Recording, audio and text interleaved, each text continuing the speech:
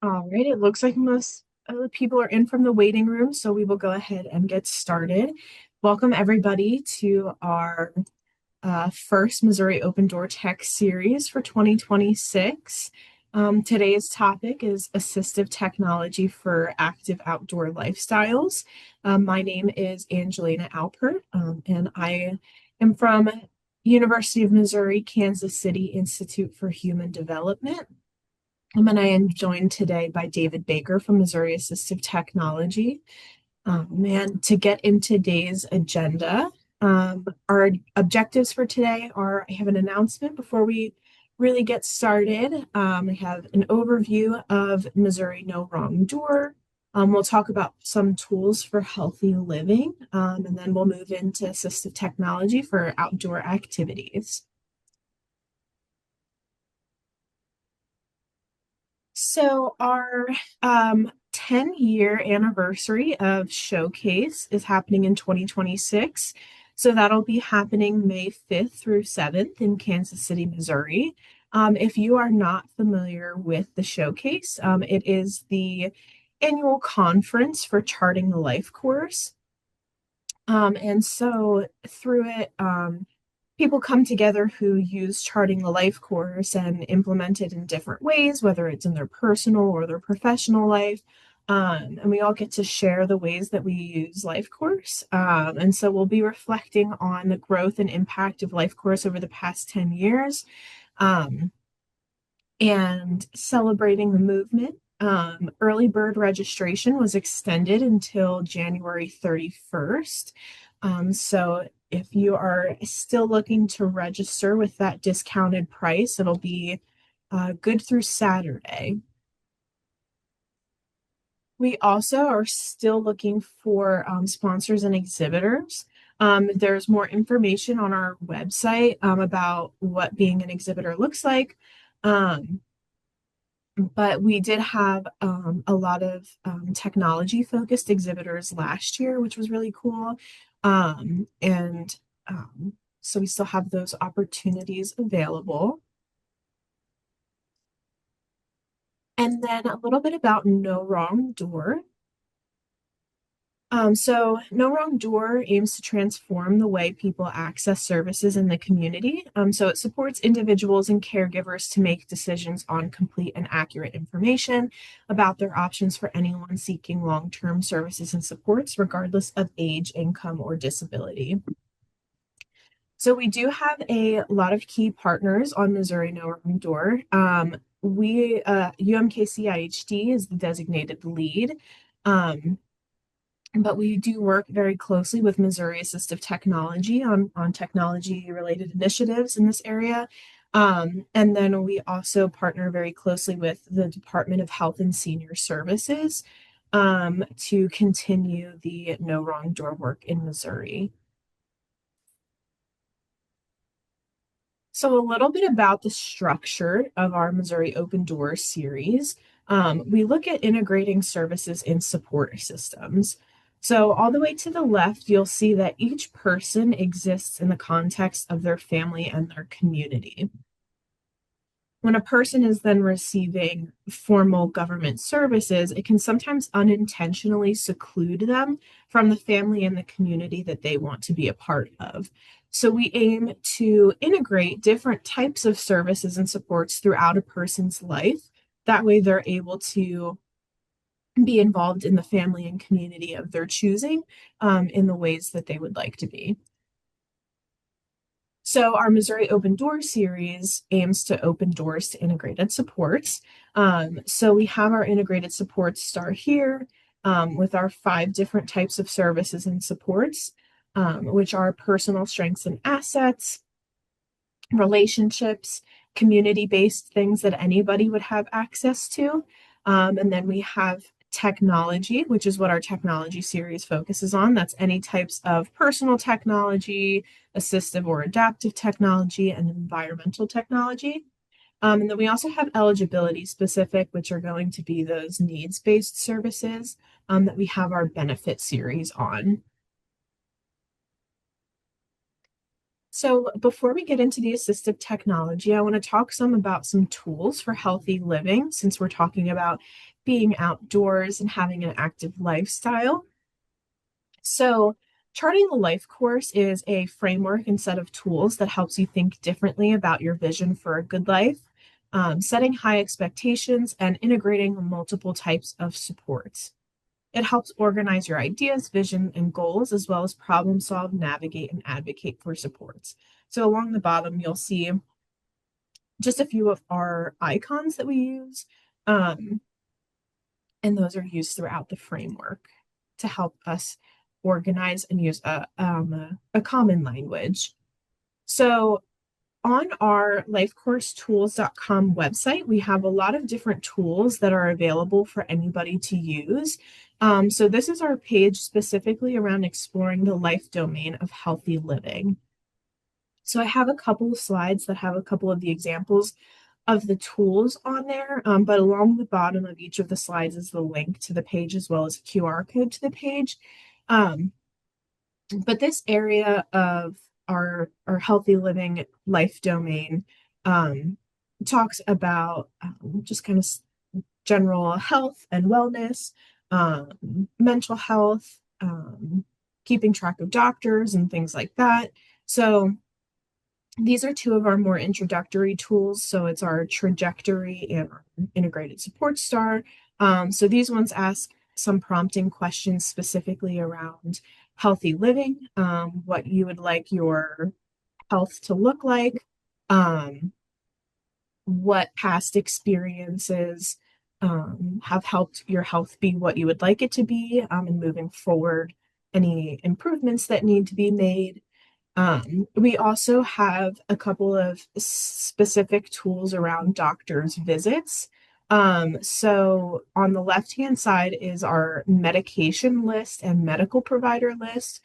So some tools to help you keep track of the medications you're taking, what you're taking it for, when you need to take it, and then the different types of doctors that you're seeing and their contact information. We also have a My Healthcare Support Needs. So this kind of just helps organize what areas of your health do you have really good control of? What areas might you need some support from somebody else around? Um, and then there is also one around your healthcare visit. So the front page is to be filled out before going to the visit. So the things that you need to bring with you, or the questions that you want to make sure that you ask, the things that you're experiencing. And then the back is for during or after the visit to make sure that you're keeping track of next steps and things that need to happen moving forward. So those are all available on our website.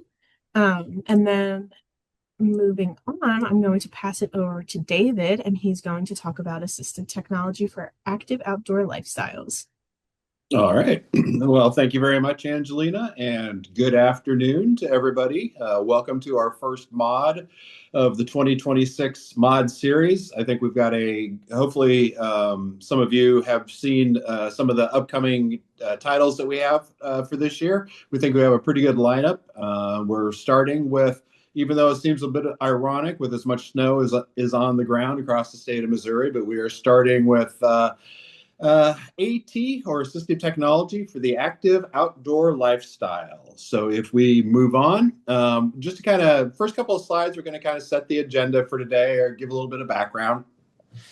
So one of the things I've noticed as somebody who does a lot of outdoor activities is I do not see nearly as many people with disabilities participating in outdoor recreation as I think should be out there. There are so many benefits to being outdoors, but seems to me this is an area where we need to make sure that we have more knowledge and opportunities available to folks with disabilities to engage in outdoor recreation. So generally, when we're talking about outdoor recreation, we're talking about an activity that occurs in a natural setting, requires maybe some physical exertion, and the primary reason we're undertaking this activity is for pleasure. And it doesn't have to be a structured activity. It can be an unstructured activity. Doesn't have to be in the wild. It can be in an urban or a man-made setting as well. The key thing about this is it's outdoors and it's getting outside and it's being active and engaging in a little bit of physical exertion in the process. And there are lots of different types of outdoor recreational opportunities that folks with disabilities hopefully will increasingly participate in. So if we move to the next slide, we will kind of talk a little bit about why outdoor access matters. And there is a ton of research out there that highlights all the various positive things that happen to us when we are engaged in being outdoors. Improvements to our physical health, great benefits for our mental health, and it also increases social connectivity, which is increasingly seems more important as time goes on. You know, I could probably cite all sorts of the things that I've read here, but you know, some of the physical benefits that you see time and time again is just, you know, being outside, being in nature, being among trees, out in the fields, wherever, the how it reduces stress almost instantaneously, reduces heart rate, et cetera, et cetera. So lots of physical, mental benefits to being outdoors, as well as just that social piece that often comes hand in hand with it.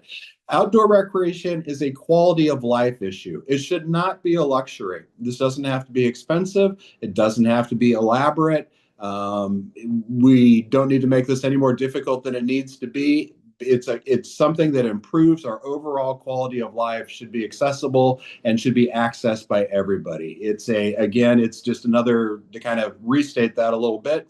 You know, outdoor activity, many benefits, but it's also about, for people with disabilities, it's about equity, it's about inclusion, and it's about their right to participate, to take advantage of the great outdoors and be active in it and all the great things that come from being out there. So when we're talking about assistive technology, and I think we've highlighted this a few times throughout the mod series, you know, the world of assistive technology is kind of changing and the way we define it has sort of evolved over time. So when we're talking, and we'll see examples of these items as we go through sort of the deeper dive here in the next few slides, you know, assistive technology that can be useful in the outdoor environment. It can be low tech, it can be high tech, it can be in between. There's a whole gamut of things, that tools that are out there that can benefit folks with disabilities, that go across the various spectrums of assistive technology. Sometimes we don't need to go out and find a device per se, what we'd refer to as a traditional piece of assistive technology. There's already existing equipment that's out there. We just need to figure out how to adapt it for the needs of a person with a disability. And increasingly, we're seeing all sorts of just off-the-shelf mainstream tech that can be used in accessible ways to benefit people with disabilities so that they have better opportunities, more positive experiences as they engage in outdoor activities. So moving on to the next slide. Also wanted to kind of tie in the discussion here today with some of the Charting the Life course life domains, and I think ones that outdoor activities would align with would be the healthy living by far, definitely. Social and spirituality. Many people talk about the positive, almost spiritual uplift they receive when they're spending time out and about engaging in activities that are in nature. It's also impacts the community living domain, and some of the, you know, increasing the number of people who are participating and the opportunities that people with disabilities have to engage outdoors would also be would also impact the advocacy and engagement domain that is all part of the Charting the Life course and having a good life.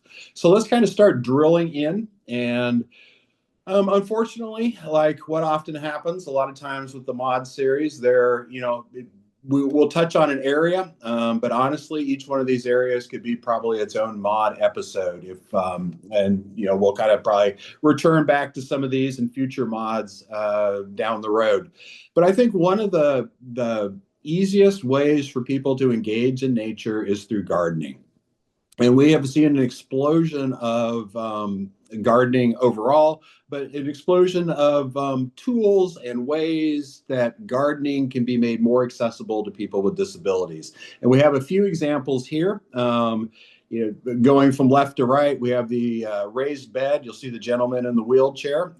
So the raised bed obviously is up at a height that is accessible by him as he sits in his wheelchair. There's a variety of adapted tools. There's other types of uh, materials out there. Oh, sorry, I had a small technological glitch there. So, to kind of dig in a little bit more deeply, so adapted gardening tools make it possible for people with many different disabilities to be able to enjoy gardening with greater comfort, with greater safety, with more independence. And the types of tools that we see out there are designed to help reduce physical strain, or they improve grip and control and some of the other barriers that folks with disabilities encounter. So, looking at the tools in the middle, I just have the example of the one tool there that has a cuff on it. And the whole idea there is to make it easier for somebody who maybe doesn't have great use of a hand to be able to turn the soil over there. And it's also using different movements of the hands as well. So it's might be useful for somebody that has limited hand strength or arthritis, and the sort of more enlarged handle and the ergonomic nature of it makes it easier to use. For somebody who maybe can't get down to do weeding, on the right-hand side there, we see sort of just a little cart on wheels that is useful for them to be able to independently do what they want in the garden, but not have to worry about getting up and down. Maybe it reduces stress on their back as well. And then, there are other tools out there for folks that have visual impairments, and other types of disabilities as well. And since we can't drill super deep into all the options that are out there, I do highly recommend a couple of further places to do some research. Agribility, which is a national organization, has some great materials on their websites about adaptive gardening. And I believe they also do some classes from time to time as well. And then the Master Gardeners Association, which there are multiple chapters across the state of Missouri, seems like they do a lot of emphasis on helping people understand what their options are for adaptive gardening as well. But this is something that you can do right off your own patio. You can do it in a community garden. Lots of opportunities there. It's a great way for a wide variety of people to be able to connect with nature and take some of the, get outside more, get more engaged, et cetera, et cetera. So moving on to the next slide, we're going to look at some options for adaptive bicycling. And quite honestly, I was not aware of the number of options that have evolved over the last few years. Bicycling is one of the most popular ways that people engage in outdoors. It could also be, more than just physical exercise. It's a way of maybe engaging more with your community at sort of a different pace.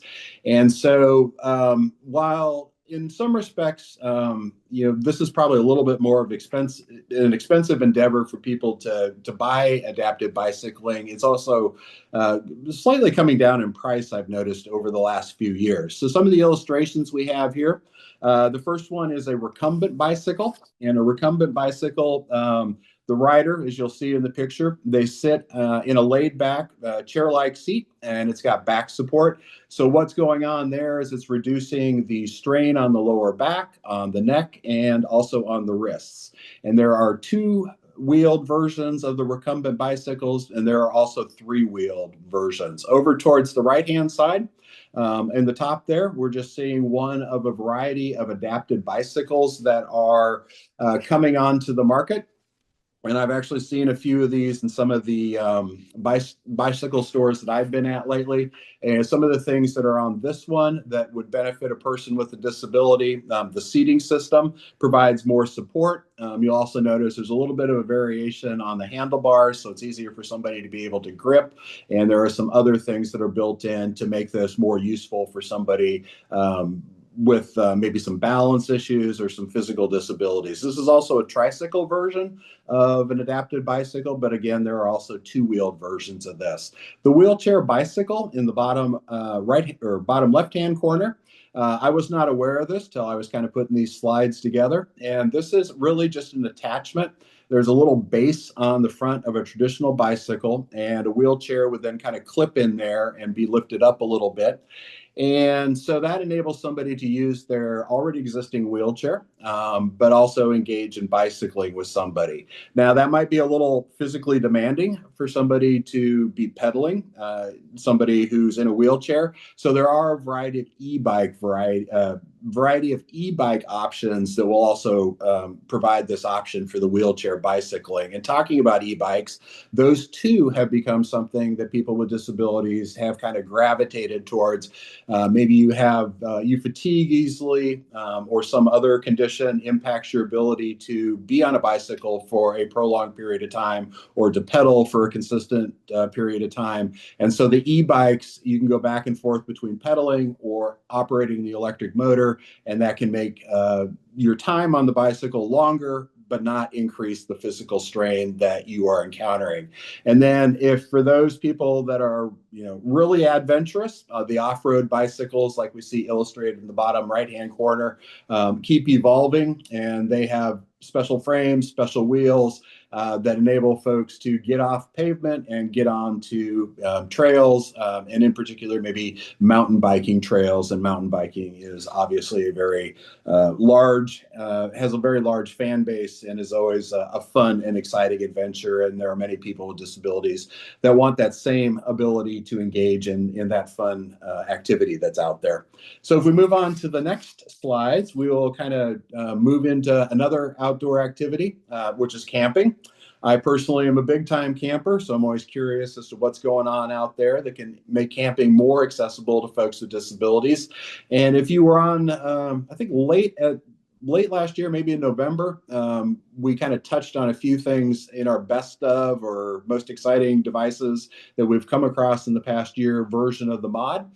And so these might look familiar to you. The first, they're what I continue to be amazed when I just stumble across stuff on websites or in stores that is designed with people with disabilities in mind. And the Eureka company, who's been making tents for a long time for camping and backpacking, they now have come out with a variety of accessible tents. And so, what makes a tent accessible? Sometimes it's a little bit in the eye of the beholder, but in this particular instance, the opening is lowered, and so there's not like a little rise there from the tent. It's open all the way to the ground. So if I'm a user of a wheelchair, I can just roll right into the tent.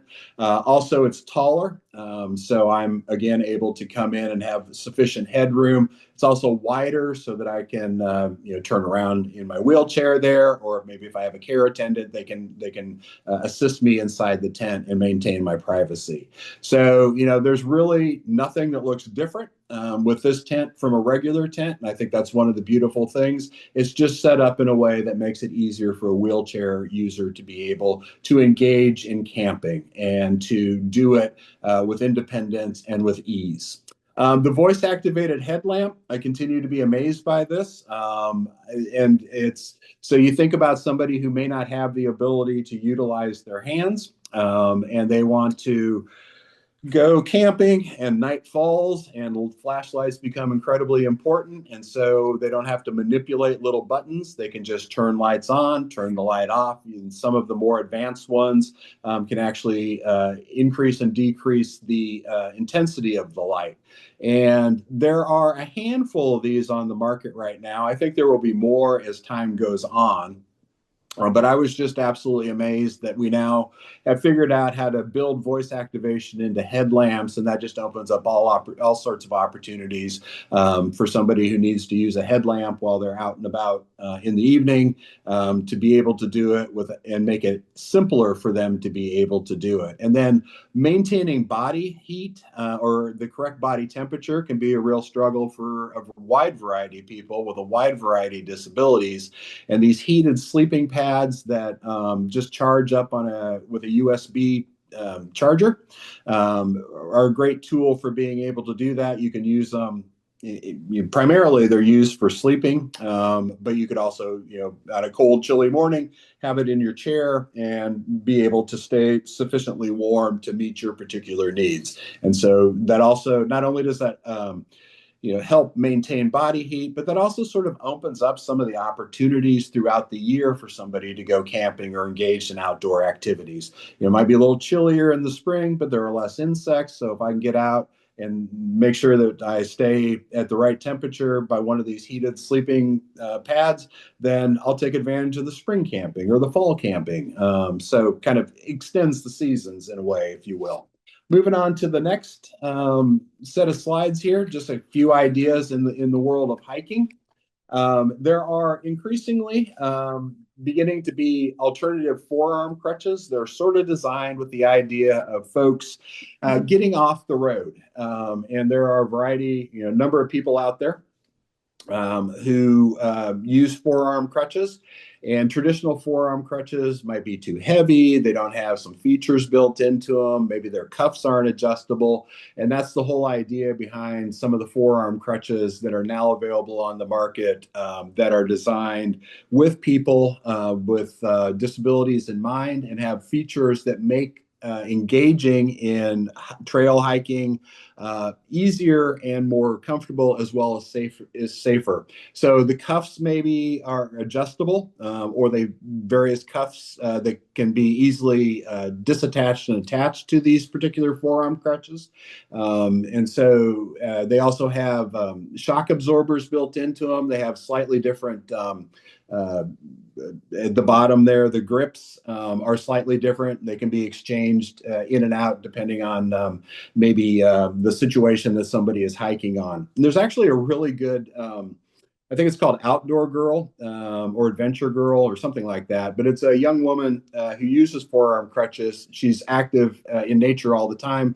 And she has a YouTube channel where she kind of reviews devices or talks about experiences. And she is a crutch user and has kind of talked on some of these issues that she had experienced and some of the nice new features that are available and the types of forearm crutches that have aided her.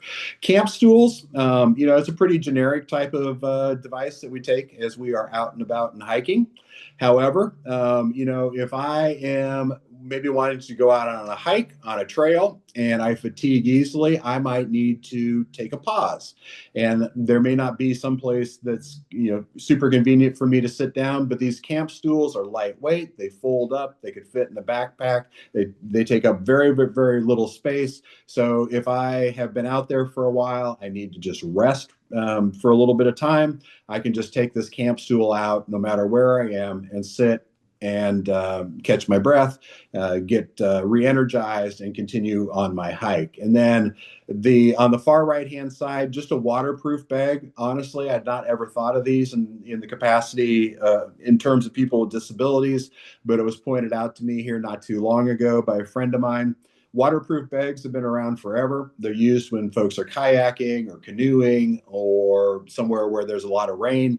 And they are equally, they're important all the way around, but they seem to be a little bit more important sometimes when it comes to folks with disabilities. Maybe I have electronics that I need to store in there and I'm going to go kayaking, or I have some medications, or, the types of things that we take as people with disabilities perhaps sometimes need to be more protected than for folks without disabilities. And these are great, just regular pieces of assistive tech or camping technology out there, but they seem to have a more important place a lot of times for protecting things that people with disabilities are going to have as they are out and about on the water, on trails, camping, et cetera, et cetera. So let's move on. I've talked about, mentioned camp or canoeing here a couple of times and kayaking. And again, an area where we're seeing a lot of evolution and a lot of tools that are coming out that are useful for folks who have various types of disabilities is in the water sports arena. And so in the upper left-hand corner there, kayaking has grown and grown and grown in the last few years. You see more and more people utilizing kayaks on our rivers and our lakes across the state of Missouri. But not everybody is comfortable. There's some folks are afraid of tipping over in one thing and another. And so there are stability outriggers that can be attached to a kayak. And we see those illustrated towards the back of the picture in the upper left-hand corner. So they're the sort of two orangey buoys that are held together by a rod, and it just goes on the back, and it provides greater stability for the kayaker as they are out there. And there's we see these more for kayaking than anything else. Paddleboarding is a great sport. It's a lot of fun. It can be done in a lot of different places, lakes, ponds, even on maybe some quieter rivers. And a lot of folks with disabilities want to participate in that. And so what we see here in the bottom left-hand side is an adapted paddleboard. And this particular one, again, kind of has some stability outriggers on it. It has a platform on it that's large enough for this individual who uses a wheelchair to be able to get his wheelchair on it and get out there and enjoy some paddleboarding. And then going back to kayaking, so we see this in the upper left-hand corner of the picture there of the stability outriggers. We can see it a little bit better on the right-hand side. That gentleman is using some mount-supported paddles. So paddles can be difficult for some folks to be able to hang on to. And so there's been some really nice modifications to the traditional paddle that are really, really useful. So in this particular instance, it's mount supported. So there's a rod and the paddle is sort of broken sort of at 45-degree angles. So he does not have to hold the paddle in his hand. He can just have it stable there and go back and just move back and forth and get into that paddling motion without actually having to hold on to a paddle. And so, a number of reasons that might be really, really beneficial for somebody that has some upper body issues that might prevent them from being able to use a traditional paddle. And so, again, there are also some adapted paddles that are out there, but this is the mount supported one, which we see most often used by a variety of folks. So if we move on to the next slide, we will look at some adapted fishing gear. Fishing is probably one of the largest sports in terms of number of people who participate on a yearly basis. A lot of great positive things that occur in fishing. You get to know maybe some other people that are out there with you. It's a very meditative sport. Just as a couple of examples. And so just three examples of some of the things that we have discovered out there. That's on the left-hand side, the gentleman sitting in the wheelchair is using what's called a grasping cuff.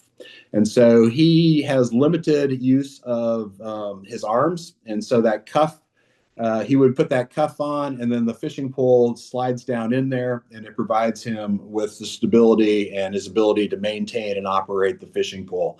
Now, there's also, I've seen here recently, one-handed fishing rods that are designed, as the name implies, for somebody who has the use of one hand, that do something somewhat similar to the grasping cuff.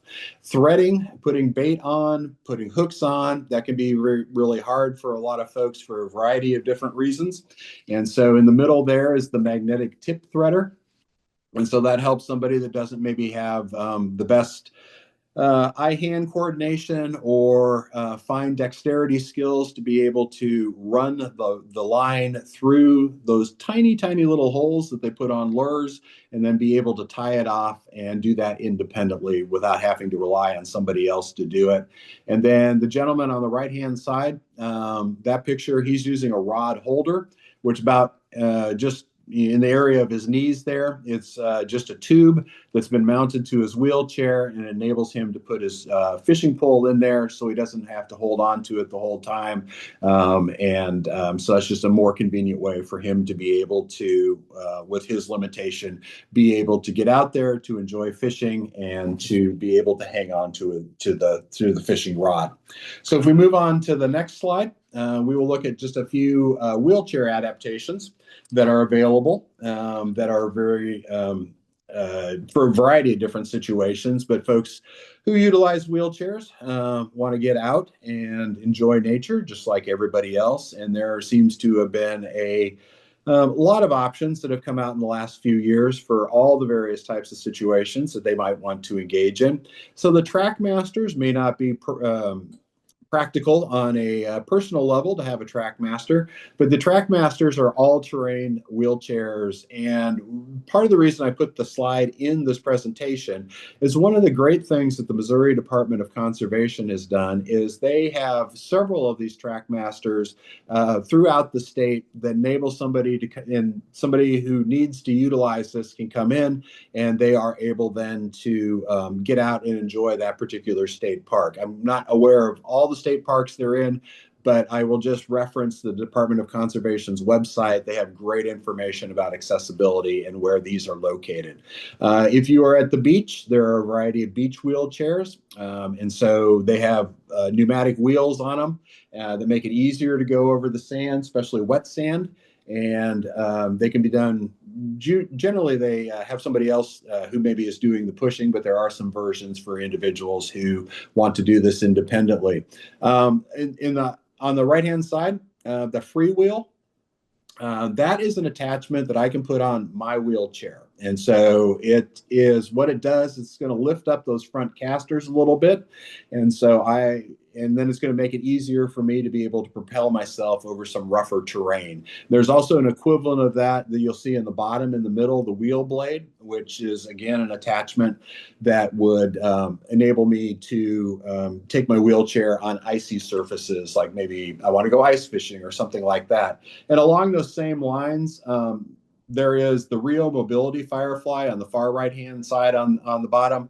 That is an example of an attachment I can put on my wheelchair that's it's a battery operated attachment. So it kind of turns my chair into a little bit of a power wheelchair, which might be useful if I'm going on a longer journey or if I'm going on some journey that is on some rougher terrain that I may not want to, that I may not find easy to access without some kind of adaptation like it or the freewheel. And then there's a number of different types of all-terrain wheelchairs that are out there and are designed for getting wheelchair users off onto trails and a variety of different trails, from relatively flat ones to ones that kind of resemble what a mountain biker might be on. So lots of different ways to get out there if you are using a mobility device, and more and more things that are built to work to make it so that we can get out on a variety of different surfaces, rough surfaces, ice, beaches, you name it. There are good options out there. So if we move on to the next slide, a group that probably doesn't get as much focus when we think about going outdoors as we should are those individuals who have cognitive issues or perhaps are neurodivergent. And, we may enjoy the sound of crickets late in the night. And in the middle of the summer in Missouri, they can be quite loud. Same thing with the cicadas. But that might be something that's unnerving to some of us. And so, having noise reducing headphones can still enable somebody to enjoy nature. But if there are sounds that are causing them anxiety or stress, then having access to noise reducing headphones might be an option to reduce what that irritant and still enable them to be able to make the best out of an outdoor experience. We don't necessarily always think about visual schedules in the outdoors. We use a lot of visual schedules in schools, in employment settings, and other types of settings, but it can be disruptive from the normal routine to go camping for the weekend. And so maybe you're a parent and you have a child who being consistent with their routine is highly important. And so setting up how that day is going to work or how the camping days are going to work, or maybe the days leading up to the camping via a visual schedule, which might be just a traditional paper visual schedule. It might be app based. It might be on a tablet. However best to deliver it to that individual can certainly help with the transitions and also help to that individual be able to anticipate and know what's coming next. That maybe you're taking a hike at 1 o'clock o'clock, and dinner is not going to be at 6 o'clock. It's going to be at 7 o'clock on this particular act, due to the fact that we are on a camping trip. So don't usually think of visual schedules in the great outdoors, but there is a place for them, especially for folks that are in need of consistency and understanding what their schedule is and are somewhat reluctant to change and variation to that schedule. And then, there's no reason. There are lots of great GPS trackers out there now. And I know that sometimes what is preventing somebody from maybe taking in particular a child into a camping area or to going on a hike is a fear that there might be elopement. And so, Angel Sense and a number of these companies have come up with consistent, good, high quality GPS based tracking systems. And they have also begun to get a little bit smarter and realize that not everybody is comfortable wearing that or doesn't wants options on how they wear it. So there are clips that can go into pants, there are collars, there are ones that can go on belt buckles. So the key thing about GPS tracking is it helps you find somebody if they have gotten away from you, if they so somebody lots of different situations where that happens. But the fact that we have these GPS trackers, that they're beginning to get a little smarter and customizing them and providing options how they are worn, makes those a nice tool if you have any fear of somebody that you are out there with, maybe getting out of sight and being difficult to find or needing to locate them while you're out there.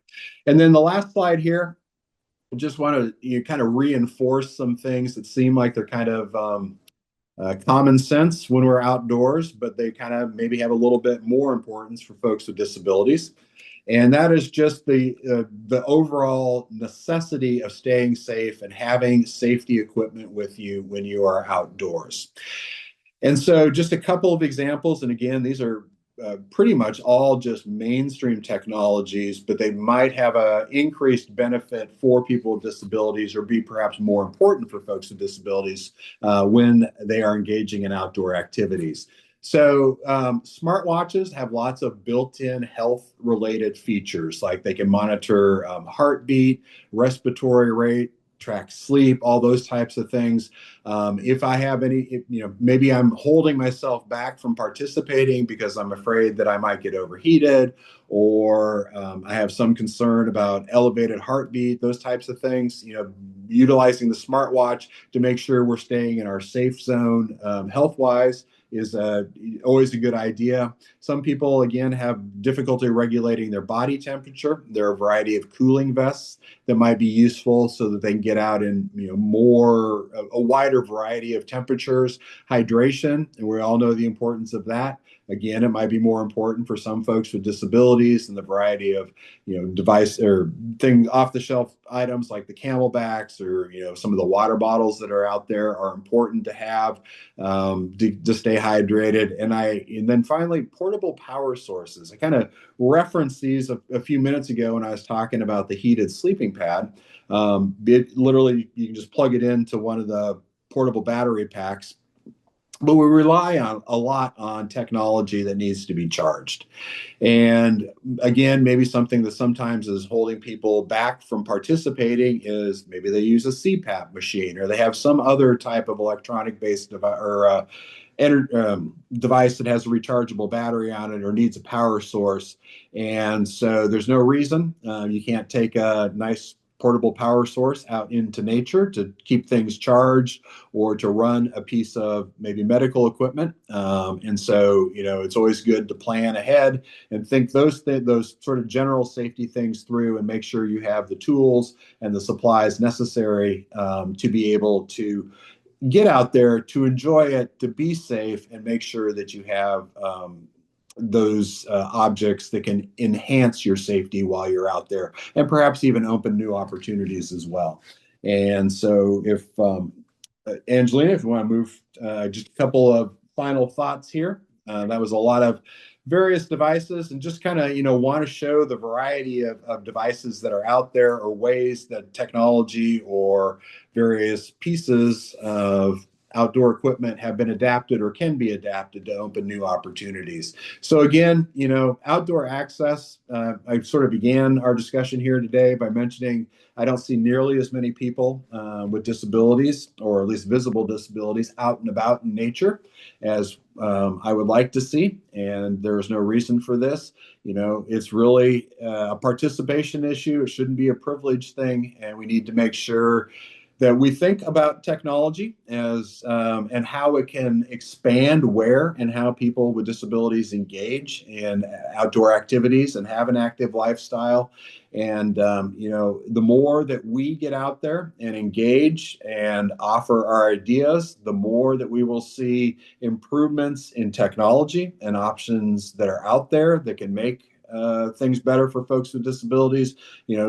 You see Eureka tent earlier. They redesigned that because they realized that people who use wheelchairs go camping, and so there's always a little bit of an advocacy aspect that can help improve what's out there and available to folks.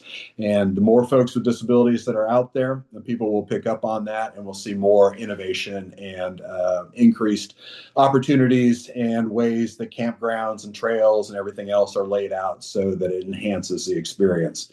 So assistive technology doesn't just help people get outdoors, it helps them belong there. The great outdoors belongs to all of us, and we need to make sure that all of us are out there. And so if we go to the last slide there, Angelina, just a couple of resources.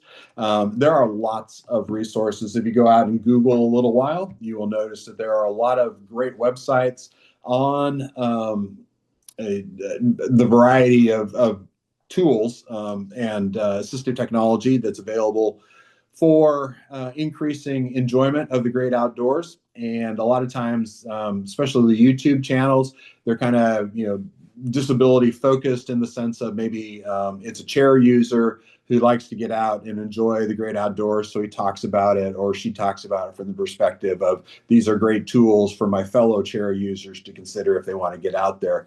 But three resources that I want to make sure people have on their radar screen. First one is the Missouri Department of Conservation. Again, they have done all sorts of great things to increase accessibility to trails, to improve accessibility overall.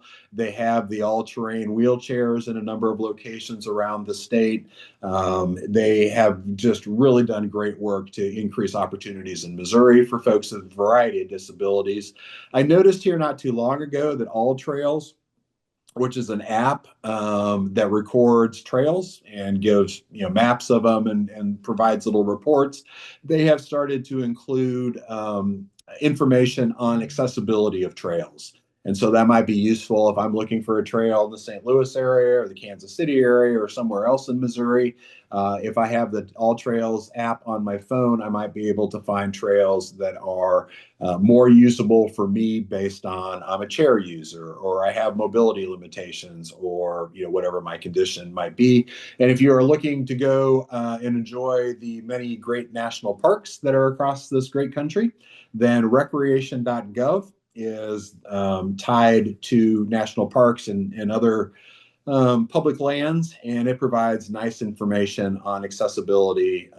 If I'm going to Yellowstone or Teton or wherever I might want to go and enjoy the great outdoors, that is public land, more often than not, national parks. So it might be a useful tool as people begin to think about maybe summer vacations and places they'd like to go, but they also need to have that location be accessible and want to learn more about what the accessibility might be.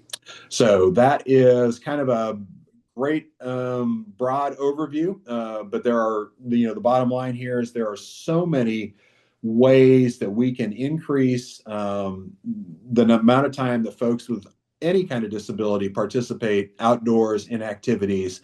And there are so many ways that being outside benefits our physical health, our mental health, our social connectivity. And as spring comes on and we get that itch, I hope that a lot of you will get out there and enjoy the great outdoors and reap some of those benefits.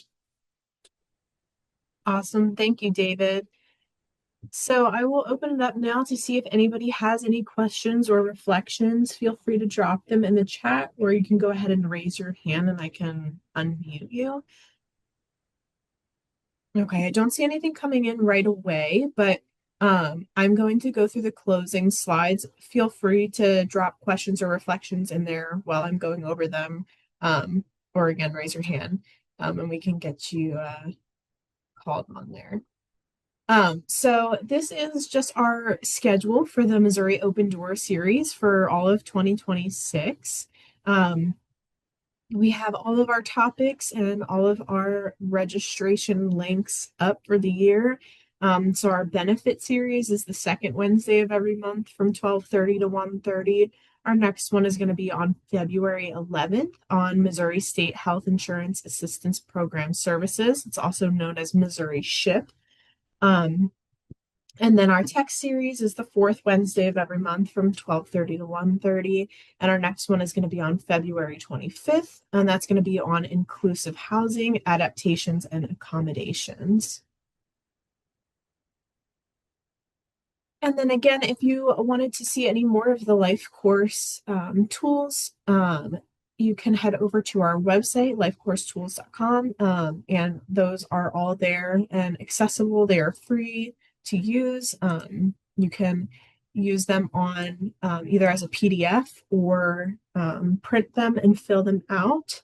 And I did see a question come in. Do you know of any local organizations that provide financial assistance for some of the more expensive AT items? So I'll pass that over to David to talk about some of his programs at MOAT.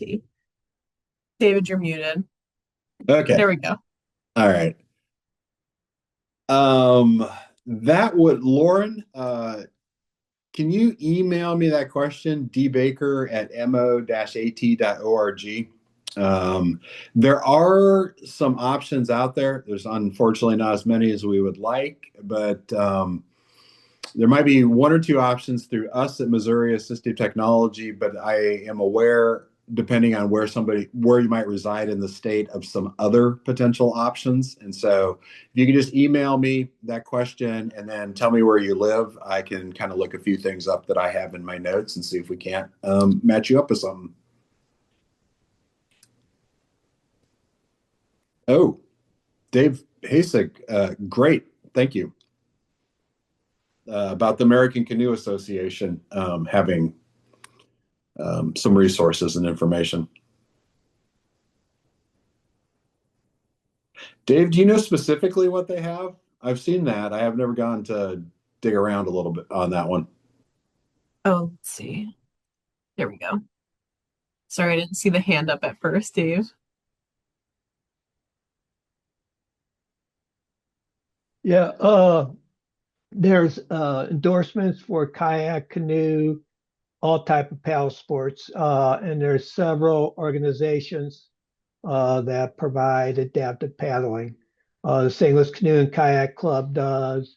There's Okay. Gateway Inclusive Outdoor Adventures, uh, and Team River Runner. If there is any, there are Team River Runner programs throughout the state that specifically work with veterans, but also they allow non-veterans to use their equipment also.